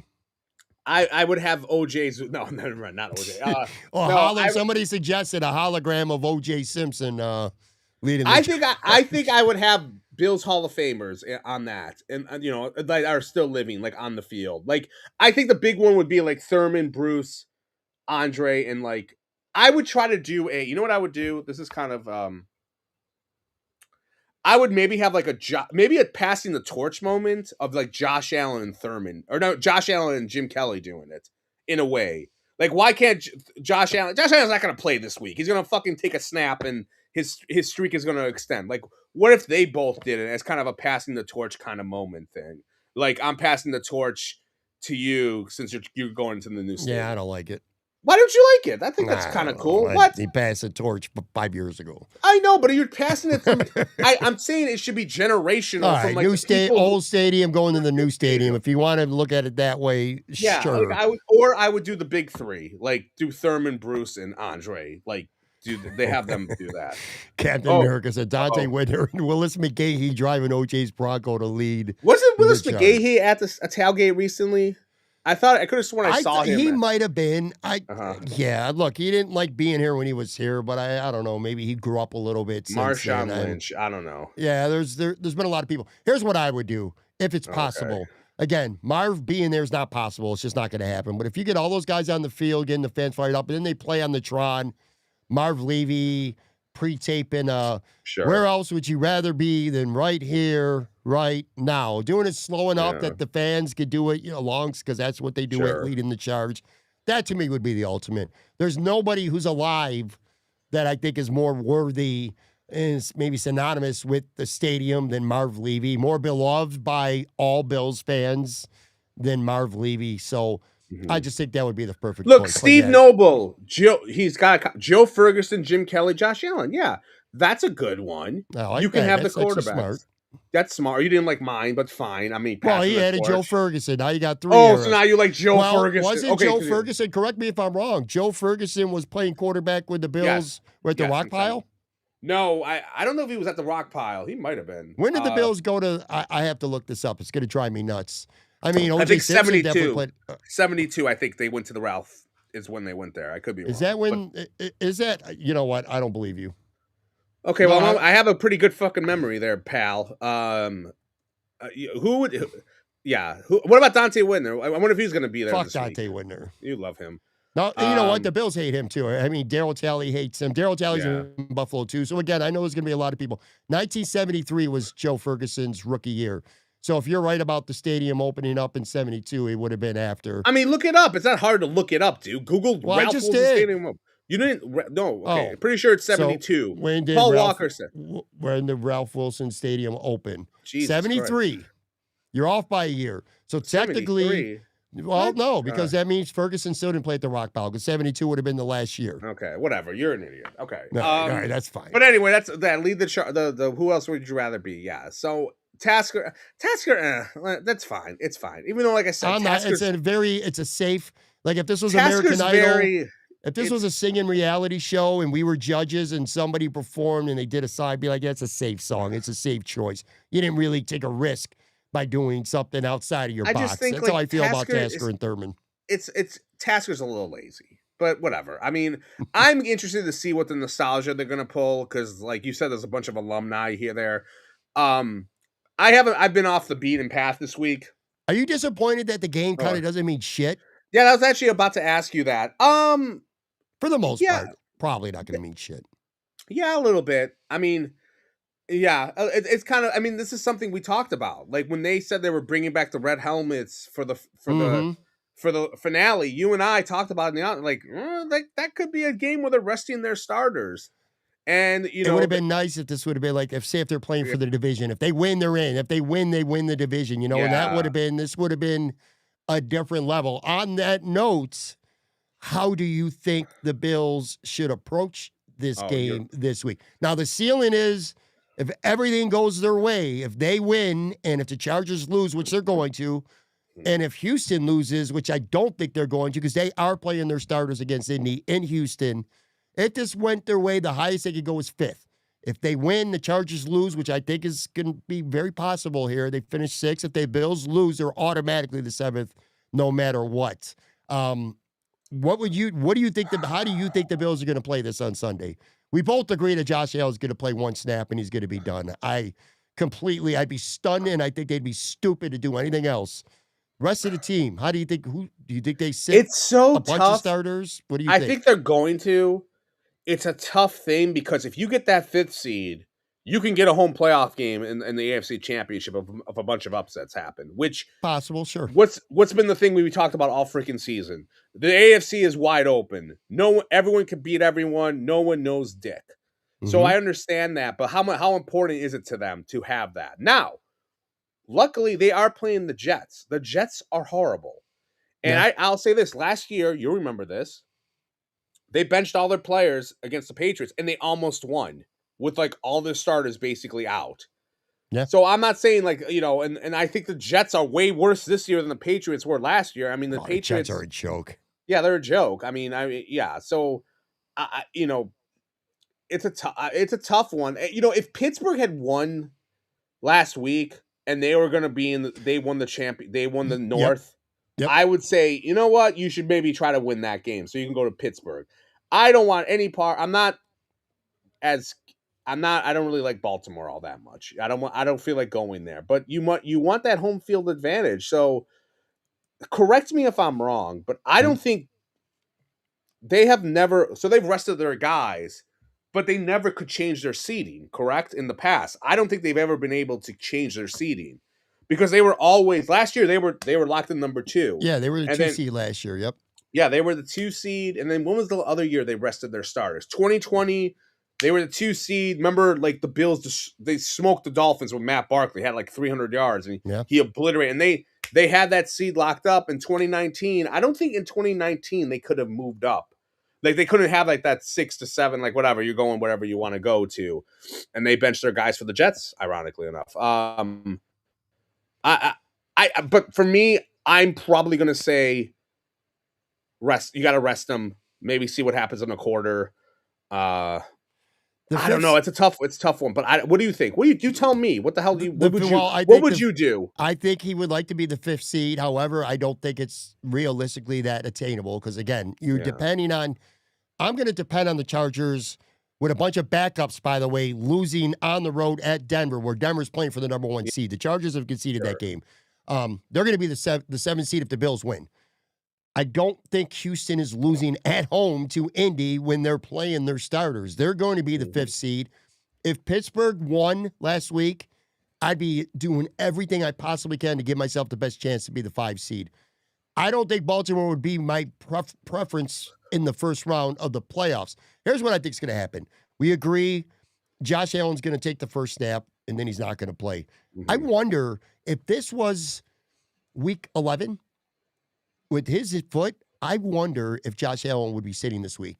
Like, he wouldn't play the first snap. He'd either play or he wouldn't play. No, if this was week 11, I wonder if he would be playing. Anyway, it's not going to happen because it's not week 11, and it would be malpractice for him to risk getting hit and running around and re-aggravating that foot. It just doesn't make sense. Now, I know he's 1 touchdown away from 40, and he would be extending his own NFL record. I think it's like 5 straight years of 40, but I don't care enough about that to risk, the person. Do you care about the rushing title? No, James Cook's 40. Oh, sorry, my apologies. You don't send me rundowns anymore. So, Josh Allen, no. I think James Cook plays in this game. I think he very much wants to win the rushing title. The offensive line wants to get him that rushing title. Tim Graham had a story with The Athletic. I don't know. I think it might have been Conor McGovern. I read that today, yeah. He said besides winning a Super Bowl, having when you look back at your career, blocking for the guy who won the rushing title would be a biggest deal for an offensive lineman. I think it means a lot to him. I think because Jonathan Taylor is 47 yards out or behind James, and he plays first. Yeah. Say he runs for 100 yards, and Cook needs 53 to get the title. He's playing. I think he's playing. I think they want to get him that rushing title. So I do think he's going to play. I think offensively, most of the offense, like Kincaid won't play. I hope Shakir doesn't play. But I think you're going to see a decent amount of the starters on offense. The defense, on the other hand, lots of rest. It better be. I don't need to see what's Greg Rizzo or Joey Bosa going to benefit by playing in this football game, especially the linebackers. Shaq Thompson, Matt Milano have both been fantastic, but they're injury prone and they're old. They don't play. Benford better not play. Cole Bishop shouldn't play. So on the defensive side of the ball, I think it's pure rest. Offense, I do think they want to get James Cook that rushing title. And I do think the Bills want to win this game, but I don't think they're going to risk playing Josh Allen. I think they're going to rest. They're going to rest a lot of guys. I really do. I mean, they need it. They've been so banged up this year. They need it. I'll say this. This just new Josh Allen injury that he's got, man. Like, this guy has taken a beating this year. And I think he's been sacked like 40 sacks, times. Most of his career. 40. Most of his 14 career. last year. 14. And I feel like you want to talk about like the clock is ticking. Do not think this guy's Tom Brady, where he's going to last until he's 45. That guy is taking a lot of hits. He's a running quarterback. And if you look at like, if you Google like the all-time leading rushers who are quarterbacks, you will see that their shelf lives, it is not great, Bob. It ends like in their early to mid 30s very easily. Russell Wilson, you remember, he was awesome in 2019, 2020, and he just went like that, done. And he wasn't old. Cam Newton, Mike Vick, Steve Young, if you want to go way back, like he only started for like 9 years, but he ran and he got hit and he was done at like 36 when he didn't even play that much in the beginning. But Donovan McNabb, even, like, these are guys who had like a shelf life of 10 to 12 years. Yeah. And that was over. And this is not a guy this guy wants contact. And this year he's been hurt. He has played with like a lot of different injuries. You want to talk about clock is ticking? Like, look, if they lose this year, like, obviously that's going to suck. But there's only so many times you could say thank God for Josh Allen, because sooner or later, Josh Allen, God's going to say to Josh, like, you're dumb, buddy, because Father Time doesn't have a stopwatch or a freaking itinerary. It just happens, and that dude is taking hits. And you better fucking rush it in the next couple of years and not sit there and go, well, and we'll tank, and then maybe in 2030 or something, 2031, we'll have a great team and we'll have Josh. Like, dude, like you gotta. He's not a kid anymore, and these hits.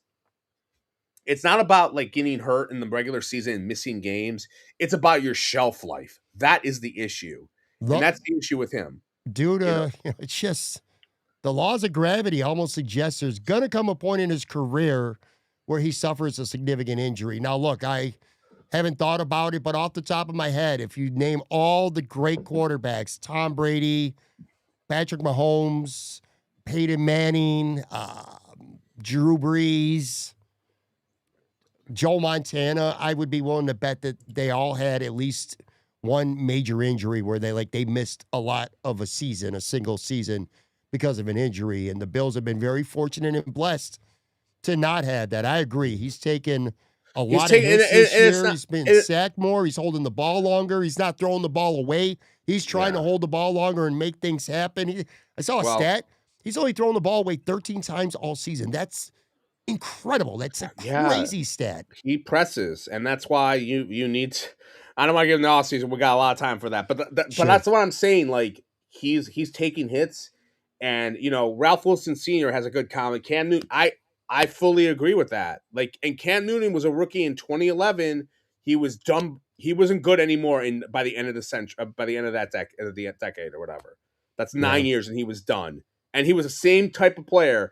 They did all those quarterback draws, all that shit, and I'm worried. Like, and that at some point he's gonna go like, Ben Roethlisberger was a guy who, that's kind of like the best case scenario in a way, where Roethlisberger was a runner, and then like about midway through his career he stopped running, but he was still throwing the ball really well.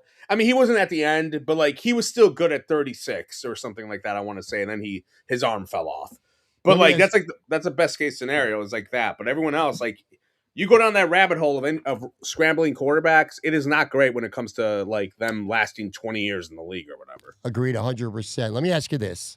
Sure. Do you have a playoff preference? Whether the Bills win or lose, let's paint this picture real quick. If they get to the 5 seed, which I do not think is likely, if they get to the 5 seed, they're playing whoever wins between Pittsburgh and Baltimore. I'm going to go on the assumption it's Baltimore. I think Pittsburgh without DK Metcalf is cooked. I think Baltimore is going to win that game. So you could either be the 5th seed and you go to Baltimore. You could be the 6th seed, which basically, if the Bills win on Sunday against the Jets, I think they're going to be the 6th seed. If you win that game, you're going to Jacksonville, who would be the 3. Almost certainly. Again, this isn't official, but this is the way it's going to play out. Or if you lose this game, you are currently the 7th seed. If you lose against the Jets, you're the 7th seed. You're going to 2. 2 is going to be New England. So Baltimore, those are the 3 options. Baltimore, Jacksonville, New England. Do you have a preference on what you would like to see? Everyone who's listening or watching, chime in as well. What's your playoff preference for the Buffalo Bills in the wild card round? How do you want to see things play out? What do you think is the best path for Buffalo? Part of me wants to say like the Ravens, and the Ravens I feel could be just on reputation of us being scared of them because they match up so well against the Bills, but also it's like they have the least. They got what? They're gonna win like 9 games this year, so you would want to go there. You know what I mean? Like there's a part of me that like part of my brain wants to say them because of their season, but then the other part of my brain is like it's a bad matchup. They're kind of due, against the Bills at some point. That doesn't feel great. You have New England. The Bills played them. They played them twice this year. They played poorly the first game and they barely won. They barely lost. And in the second game, they played poorly in the first half and then they did well. Yeah. There's a part of me that's like, Jacksonville. The Bills obliterated Jacksonville last year. I don't know how different they are. I'm not going to pretend I've watched every Jacksonville game. They're different. But different how? Like, is the roster different? Or just they got sick of fucking Doug Peterson? The coaching is a big deal. Okay, the coaching, but it's still the same. They throw the ball really well. They stop the run very well. Who's the best team they beat this year? The Jags. Denver on the road. Denver on the road. So Denver on the road. They're in that division. I don't know. There's a part of me that's like the Jags. Like you fucking motorboat. You destroy them. If you're gonna ask me who I'm gonna pick, who I'd rather go against, I'm gonna say the Ravens. All right. I don't think they're gonna. Again, I don't see them getting to the 5 seed. But okay, I mean, you just asked me. Okay. Well, I know I asked you because it's possible. Of those 3 scenarios for me, I'm going to definitely, absolutely say New England. That's where I would prefer to go. They know them. I'd rather play the enemy I already know. You want to talk about a team? You asked me who Jacksonville's beat. Who's New England beat this year besides the Bills? They got a young quarterback who's great. Josh Allen in 2019 was great. Got to the playoffs. It was a little too big for him that moment in Houston. I could see that with the Patriots. I don't think that offense, they're good. I think the Bills defense can match up well against them. And again, just the pressure. I like Buffalo in that scenario. But I want to be clear about something else, too. I don't really have a, oh, my God, I want to go there preference. I really don't. This is the first hard, year. Yeah. This is the first year in the last 5 years with the Buffalo Bills where I could honestly, and I mean honestly say, if the Bills get to the Super Bowl, I'm not going to be surprised. If the Bills lose by 2 scores against any of the teams that we just mentioned in the wild card round next week, I am not going to be surprised at all. I thought the last 4 years, the Bills were going to go to the Super Bowl. I truly felt that, not even just as a fan, but I really thought the Bills were going to go to the Super Bowl the last 4 years. This year, I really don't know because I don't know that they're better than any of those teams, but I also don't know that any of those teams are better than the Buffalo Bills as well. There's things I love. There's 3 things I really like about the Bills going into the playoffs. There's 1 or 2 things I don't like, but I don't know what I think of this team right now, and we're 18 weeks into the season. I haven't been on your podcast in 2 weeks, and my opinion hasn't changed since after that New England game, which is they're bipolar, and it's impossible to predict what the hell they're going to do. I've seen some tweets and posts of they could either get bounced in the wild card or make it to the Super Bowl, and that's exactly how there is no in between. And I think it's about getting healthy. It's about having a good game plan, and it's about Josh Allen too. And if Ed Oliver somehow comes back, which now it looks like he's not coming back, or we don't know. Is he coming back? Do you know, Ed? We don't know. He suffered a setback with a knee during rehab. I mean, how many goddamn injuries can a team have that are not on the field during games? He's had 3 injuries at Oliver this year, significant ones. 2 of them were nothing to do with games. He got stepped on in foot in practice. Then he hurt the bicep in a game. Now he hurt his knee in a comeback. Let me do this because we're going to get out of here in a few. But there's 3 things about the Bills, and I'm not talking about this. I don't care about this game against the Jets. I just don't care. James Cook win the rushing title, stay healthy. Awesome. There's 3 things I really like about Buffalo's chances in the playoffs right now. 3 things. Number 1, I think this defense has been playing a heck of a lot better. I think Matt Milano and Shaq Thompson is a good linebacking combination. They've had guys, Trey White's been solid. Jordan Poyer's been solid. Deion Walker's, come on. This defense has been a lot better over the last month than they were earlier in the season. I mean, that was really impressive what they did against Philadelphia. It was really impressive what they did in the second half against New England not too long ago. I'm not saying I love this defense. I'm saying that this defense has been a lot better, and I think they're good enough to win some games. Number two, Josh Allen absolutely positively sucked last week against Philadelphia, and I am tired of people blaming, or still blaming him a week later, on Joe Brady and anything else under the sun except saying, hey, Josh Allen's the biggest reason why the Bills lost that game. He knows he was. Josh Allen, no one is more mad at Josh Allen than Josh Allen is at Josh Allen after missing that two-pointer to Shakir. I think you're going to see scorched earth Josh Allen, angry Josh Allen going into the playoffs, motivated, chip on his shoulder Josh Allen, and I always feel that's when he plays his best. So you got that. And then the last thing is the Bills are a team that can run the football very well. And when you go on the road, you can't go on the road and throw the ball 40 times every game and win that way. You got to be able to run the ball, and the Bills are literally the best team in the NFL at doing that. I would rather in the playoffs play the team with the worst defense than the team with the better offense. Because I feel the Bills defense, while they've been poor this year, the dam hasn't broke. There's been freaking holes. So I think they can hold their own a little bit, but like I want the Bills to play a weak defense and see how Josh does against those weaker offenses, or weaker defense, excuse me. That's what I would rather have. So going back to like the original point of who you would rather play, who has the worst defense of those three teams is who I would like to go against. In those. That's kind of how I would feel about it. I think you probably would say Jacksonville in that scenario. That was the other thing too. They stop the run well, but they don't get after the quarterback. Go ahead. That was one thing I wanted to ask you about. Does the home field in Jacksonville matter to you? Because I'm just going to throw this out, and I could be completely wrong in this regard. Mm-hmm. I don't think there's going to be a lot of Bills fans at the Patriots-Bills game. Agreed. Huge fan base there in New England, no freaking way. Baltimore, same thing probably, I want to say. Jacksonville, I don't know how much they're going to want to go to that game. And that could be... It's a good point. That could be something you'll want, is you'll get the 12th man there. You also won't have to worry about what... Hey, look, I don't know if the Bills are better in cold, better than sleet, whatever the fuck. You can pick your poison in that regard. But at least you'll know in Jacksonville the weather won't be a factor. It's going to be about the players. But you're going to have like a good team, in terms of fans being there. And Bills fans will be represented well in Jacksonville. What were you going to say? Yes. And the other thing too, funny with the just popped in my head about the nostalgia, but James Cook, real quick. I don't know if you remember this. So Thurman Thomas never won a rushing title ever, but he was close. And part of the reason he didn't win it was they rested him on the last two games in 90 and 91, where he did not play, and he lost the rushing title by 5 yards. And then the next year, I think Barry took it in 91, or Emmett might have took it. I don't remember, but it was very close, and he never got it, and he never gave a shit.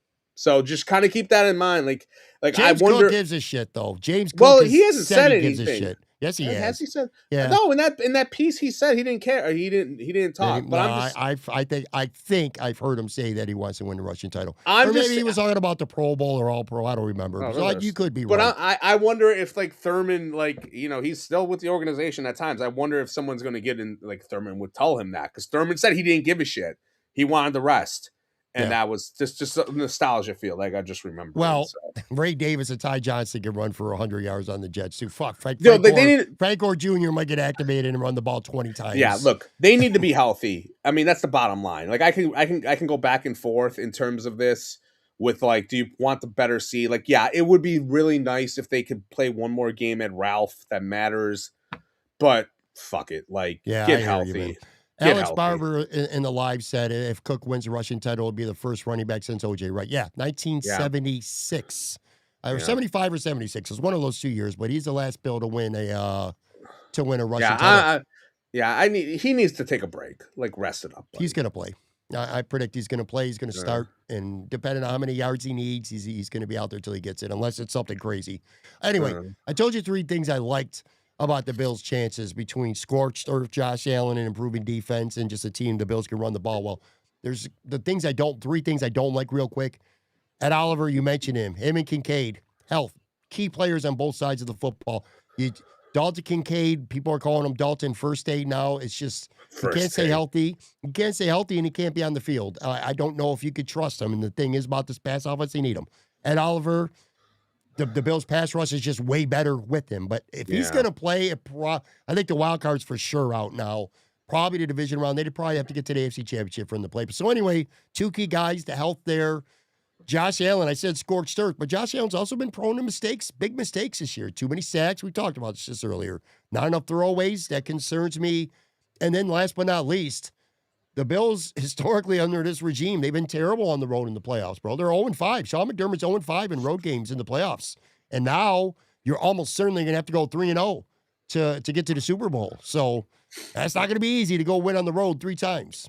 But Matt Warren and everyone else, not everyone, I don't know, maybe you disagree, but Matt Rich Warren VII said the Bills are going to be favored in every road game that they're in, no matter who it is. He thinks they're going to be the favorite to win the game. But anyway, regardless, it's my point possible, is, yeah. Who's going to be favored? Maybe Denver by a point, and if it's at Denver in the championship or whatever, or the second round. But yeah, man, My biggest thing, and like you say, 0-5. Josh Allen's also 0-4 in his, but they've all been close. I think aside from like the first Kansas City game, they've all been close games, and they played better. Like, look, they played really. Kansas City was awesome, like in 3 of those 5 losses. So let's not act like they were playing freaking. Jacksonville, come on, 2017 doesn't count with Tyrod versus Florida. And Houston in 2019, which, by the way, the Bills should have won that game. They were up 16-0. That sucked. Yeah, hopefully they don't blow it again. My biggest thing is they need to figure out these bad starts. Too many times this year. That's my biggest concern. Like, I cannot recall a season where they've had so many bad starts. Like, just horrible. Either on one side of the ball or both sides of the ball. Like, figure that shit out. Like, you need to figure that out because you're obviously you're a second half team. Like, I don't get why. I don't know if anyone's asked them that. Like, what, they get halftime adjustments? They do cocaine at halftime? Like, I have no freaking clue. Like, what? Like, just like, where's all this coming from? But like, they have to figure that out, and it's doable. Like, I do think it's doable for them. Like I said, they can get to the Super Bowl or they can get obliterated in the wild card. But I think to avoid getting obliterated, they need to figure out how to start hot. Agreed. And there's a part of me that honestly thinks, you look at this season, I would love to know, like, maybe do a little hurry up. Like, I think sometimes when they do hurry up, they're better on offense. And maybe you need to do that a little bit and doing a little up tempo and like get the ball going and like doing some no huddle. Like, I think about the Ravens game when they were down. I don't know if they did a lot of that in the Patriots game, like the second time around, but like, maybe they haven't done a lot of it at all this year. Well, I mean, they've been down a bunch of points. I don't know. Maybe they should try it. They got to try something in the beginning of the games. I like you're doing cocaine in the locker room at halftime. Yeah, dude. You know what? I had a friend of mine. His stepdad swore to God that he had heard that at Super Bowl 28, when the Bills were up 13-6 at halftime, the Cowboys did a bunch of cocaine, and that's why they killed the Bills in the second half. They were all coked out of their minds, and that's why the Bills went to hell. So I don't know. Like, you never know. They did do cocaine. I have not done cocaine. Unrelated to the Bills doing cocaine in the locker room at halftime of games this year to play better defense. Funny little anecdote from my New Year's Eve party last night. We were talking about just the history of the Bills. And I had Will Wolford on the show years ago on Talking Buffalo. Sure. And he talked openly about the Bills tanking to get Hank Bullough fired, and Marv Levy became the next coach. And he talked specifically about the Tampa game.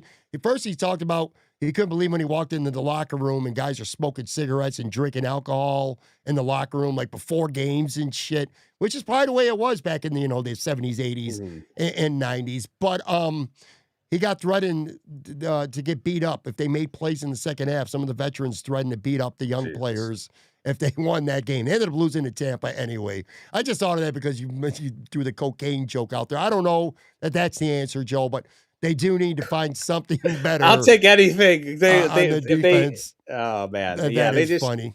Shout out, by the way, my friend Lauren here in the live chat. Good to see her. I don't know. They got to get off to better starts. If they fall That's down the 21 biggest nothing thing. in Like, New England, it's over if they do that again. yeah, they got to get to better starts. It's been a issue all season long. Figure that out. And I hate to say it, don't commit turnovers. Turnovers, maybe don't commit Well, them. you know why, Joe? Oh, here we Because this go. is a Here we go. stat. I mean, it's not Who'd you steal disputable. this from? Who'd you steal this Who knows? from? A lot of people. Pandering. I Who'd you stole steal from a it lot of people. The Buffalo Bills this Salpy, you stole it season. from. Okay, The here we go. Buffalo Bills this season are 10-0 when they either win or tie the turnover battle. So when they don't lose the turnover battle, they're 10-0. When the Buffalo Bills lose the turnover battle, they're 1-5. I mean, that is decisive. So how many plays? Okay, so if Josh Allen makes that throw on Sunday, they win that game, and they lose the turnover battle. That would have been their first. Well, then they would have been 2-5.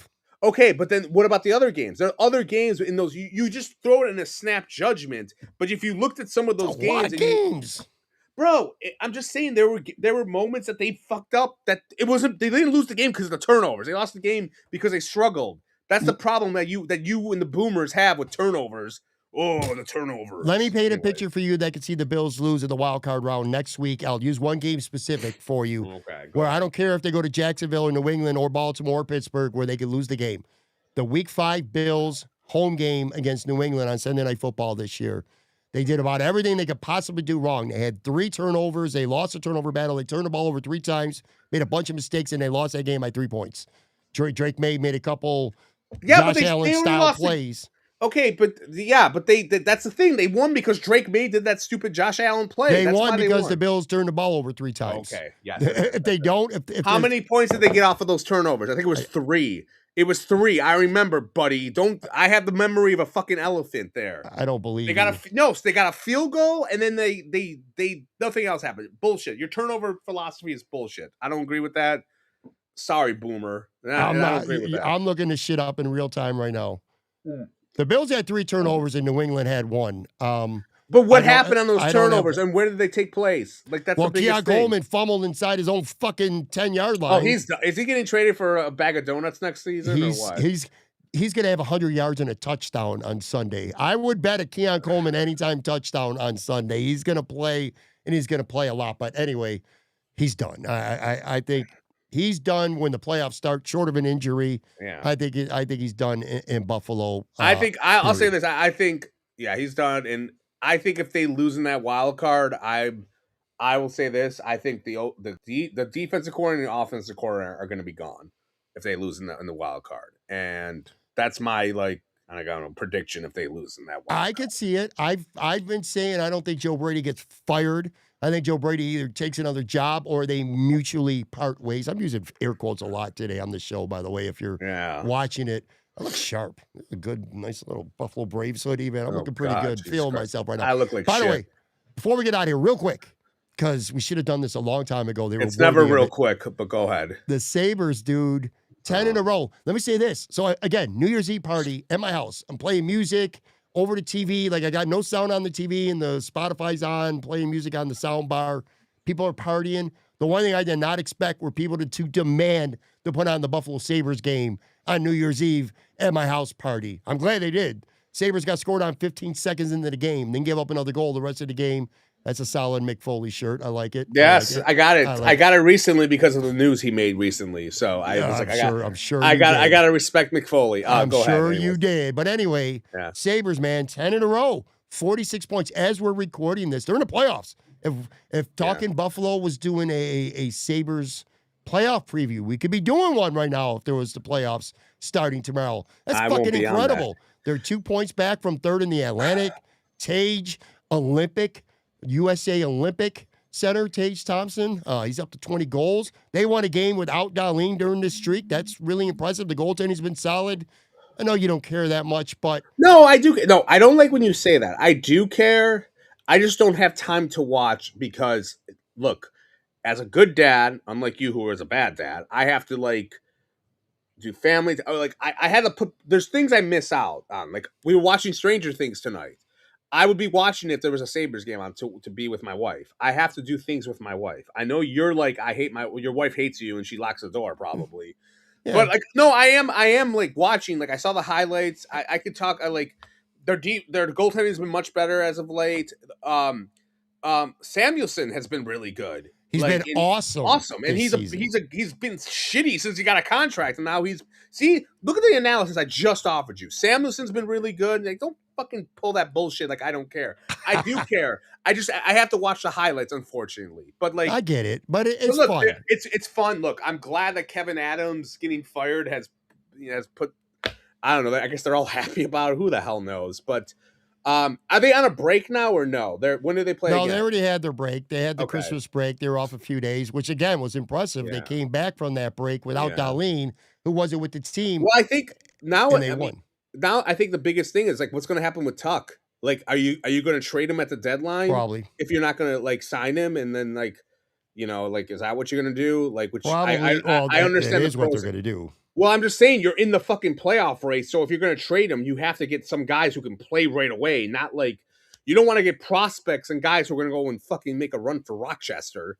So like, it's going to be curious to see what they do there. I'm serious. So what's the Steve Noble said, "Pat, I heard fans are meeting the Sabres at the airport Saturday night at 8 p.m. Will you be there?" That's funny. I'm not quite there. By the way, the Sabres are 12-5-2 at home. So if you're going to the games, you're getting rewarded. They're 12-5-2 at home. And what's really cool is their schedule. So 2 of the next 3 are on the road. But after that, they got a 5-game homestand. So there's a chance for the Sabres to really build on what they got. I mean, they're going to lose a game eventually. Let me ask you this for the Talking Buffalo. Like, so what's going to happen? Because look, I'm still in football mode. I know you are. I know you fake it. Like, you don't give a shit about hockey. You hate hockey. You just steal Tone Puck's opinions. When the season ends for the Bills, like, what will Talking Buffalo become? Because it's always been like Bill centric. The Sabres are terrible. We'll bring on some, like, what are you gonna like? Because you can't have Matt Rich Warren the 7th to talk Sabres. Does he know the Sabres? Well, enough. That's a lie. He doesn't know that much. I don't really know. I could bullshit a little bit, but like, I'll be stealing Chad the Ministus's takes or prospect Baker's takes, so prospect Baker. Yeah. Well, dude, the same thing has been the last couple of years. I mean, this is always going to be a Bill-centric show, and there's never but you're going to have shortage of things to talk about with players getting re-signed and caught, and then you're in free agency season, then you're in draft season, and then you're in camp season before you know it. You're gonna get, but you gotta think of some new things. You're gonna get. Well, no, we will have. It'll be fun if they keep playing the way they are. It'll be a lot of fun to have more Sabres episodes. This also the off season. For me, I want the Bills to keep playing for the next 5-6 weeks, of course. Sure. But this podcast is every day, and once Bills season's over for Bills podcasts, they slow down. They don't put out as many episodes, and it's kind of like Talking Buffalo's time to shine, because then we get a lot more media episodes and news media stuff and entertainment stuff and things like that. So I don't know. I'm not worried about that. There'll always be shit to talk about when it comes to the Bills and the Sabres and other things. Paul Walker, again, he's still thinking about SummerSlam coming to Orchard Park. There's no way that it's coming to Orchard Park. They always go to major cities. They're not coming. No offense, Buffalo. They're not coming to. I can't see that happening. That would be great. That would be great. If they had I don't even think if they had a dome, they would. I'm trying to think like a small market. Like, did they ever go to I don't even think a new stadium's going to lure wrestling to come here. I mean, they never played. If there was like they went to Jacksonville, maybe, like, I could think, okay, maybe, because Jacksonville's like boring and fucking, I'm not saying Buffalo's boring, but like, yeah, they're not coming there, dude. They're not. Maybe if Terry Pagula like was a giant wrestling fan. And who knows what he likes. Anyways, all right, we got to go. I'm getting trolled in the chat by some guy named Voice for the People who called me a total douche chill. So we got to get out of here. What's the audience is like? You got to go, buddy. By the way, I will say this: that you just gave me, you made me remember something over the last 2 weeks. Okay. So I had Steve Bermel on, and he was really good. But there were people who are Joe from Queens fucking stands now at this point who were kind of shitting on him a little bit. Joe Yurden, too, when I had him on not that long ago, because they're used to having you and your behavior on this show. So anyway, I had to warn PK from Buffalo Sports Club. I said, listen, because we went live. I said, don't look at the chat. It's just going to piss you off. There's going to be people. I've actually banned my first person in like a year. I don't remember who the name was. It was Craig something, but my last live show, I banned somebody from being able to comment on the show because they were just getting too out of hand. But yeah, Uh-oh. taking shits on us and stuff like that. I kind of like that. That doesn't Well, bother me you're much. being a putz. Why you gotta just let him free speech, man? Free speech. All right. Anyway, All right. let's do get out of here because this has run forever. Thank you to everybody in the live Happy chat. New Year. Yeah, happy New Year. Hope everybody has a nice, prosperous 2026. I hope you didn't get a DWI, everyone. So that's it. Yeah, Yeah. well, there you go. There you go. All right, for Joe from Queens, I'm Patrick. We will be back. Joe will be with me again Sunday night, 9 p.m. We'll talk about the Bills-Jets game, and we'll also talk about who the Bills will know. At least we should know.